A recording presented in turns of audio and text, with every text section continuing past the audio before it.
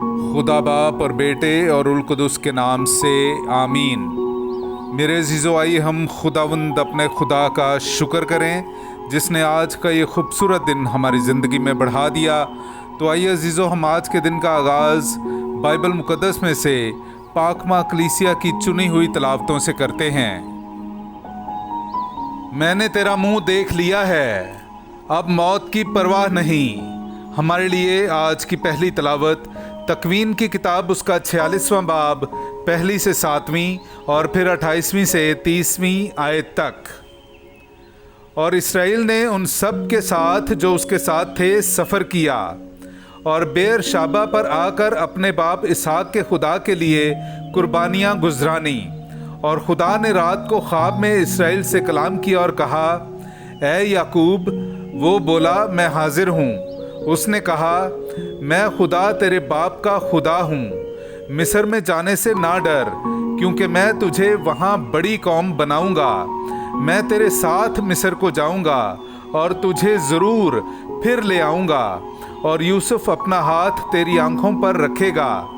तब याकूब बेर शाबे से उठा और इस्राएल के बेटे अपने बाप याकूब को और अपने लड़कों और अपनी बीवियों को उन गाड़ियों पर जो फ़िरौन ने उसे ले जाने के लिए भेजी थीं ले चले। और उन्होंने अपने मवाशी और अपना सब कुछ जो उन्होंने मुल्के किनान में जमा किया था लिया, और याकूब अपनी सब औलाद के साथ मिस्र में आया। उसके बेटे और उसके बेटों के बेटे और उसकी बेटियां और उसके बेटों की बेटियां और उसकी सब नस्ल उसके साथ मिस्र में आई। और उसने यहूदा को यूसुफ के पास खबर देने के लिए अपने आगे भेजा कि वो जोशन में उसे मिले। और वो जोशन की सरजमीन में आए, और यूसुफ अपनी गाड़ी पर अपने बाप इस्राएल के इस्तकबाल के लिए जोशन की सरजमीन को गया।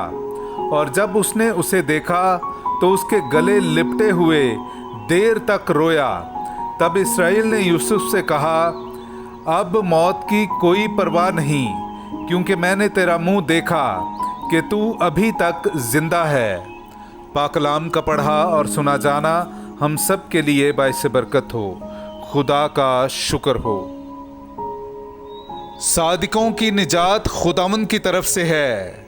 मेरे अज़ीज़ो, आइए हम खुदावंद अपने खुदा की हमदो तारीफ़ करें। मैं आपके सामने पढ़ूंगा ज़बूर नंबर 37, उसकी 3 से 4, 18वीं से 19वीं, 27वीं से 28वीं और फिर 39वीं आयत से लेकर 40वीं आयत तक।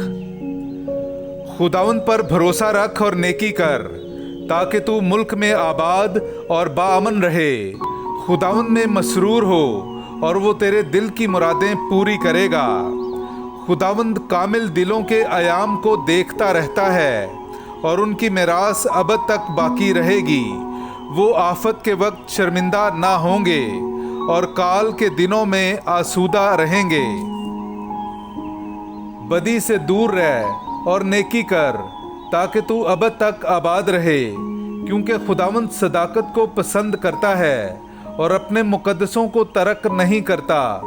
खताकार फना किए जाएंगे और शरीरों की औलाद काट डाली जाएगी। सादिकों की निजात खुदावंद की तरफ से है। वो तंगी के वक्त उनकी जाए पनाह है। खुदावंद उनकी मदद करता और उन्हें छुड़ाता है। वो उन्हें शरीरों से छुड़ाता और उन्हें बचाता है, इसलिए कि वो उसकी पनाह लेते हैं।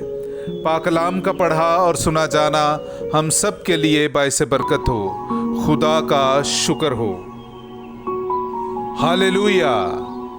जब रूल हक आएगा तो वो सारी सच्चाई के लिए तुम्हारी हिदायत करेगा और वो मेरी बुजुर्गी करेगा। हालेलुया। मेरे अज़ीज़ो, आइए हम आज का इंजीली इक़्तिबास सुनते हैं। इंजील मुक़द्दस बामुताबिक मुक़द्दस मत्ती उसका 10वां बाब 16वीं आयत से लेकर 23वीं आयत तक। देखो, मैं तुम्हें भेड़ों की मानित भेड़ियों में भेजता हूँ। बस तुम सांपों की तरह होशियार और कबूतरों की मानित भोले हो, मगर आदमियों से खबरदार रहो, क्योंकि वो तुम्हें मजालिस के हवाले करेंगे और अपने इबादत खाने में तुम्हें कोड़े मारेंगे और तुम मेरी खातिर हाकिमों और बादशाहों के सामने हाजिर किए जाओगे, ताकि उनके और गैर कौमों के लिए गवाही हो। लेकिन जब वो तुम्हें पकड़वाएं तो फिक्र ना करो कि हम किस तरह कहें या क्या कहें, क्योंकि जो कुछ तुम्हें कहना होगा सो उसी घड़ी तुम्हें बताया जाएगा। क्योंकि बोलने वाले तुम नहीं, बल्कि तुम्हारे बाप का रूह तुम में बोलने वाला होगा। भाई को भाई और बच्चे को बाप कत्ल के लिए हवाला करेगा, और बच्चे माँ बाप की मुखालिफत में उठेंगे और उन्हें मरवा डालेंगे, और मेरे नाम के बाइस सब लोग तुमसे कीना रखेंगे, मगर जो आखिर तक साबित कदम रहेगा वही निजात पाएगा। लेकिन जब लोग तुम्हें किसी शहर में सताएं तो किसी और में भाग जाओ। मैं तुमसे सच कहता हूँ कि तुम इस्राएल के शहरों में ना फिर चुकोगे कि इब्ने इंसान आ जाएगा। पाकलाम का पढ़ा और सुना जाना हम सब के लिए बाइसे बरकत हो। खुदा का शुक्र हो।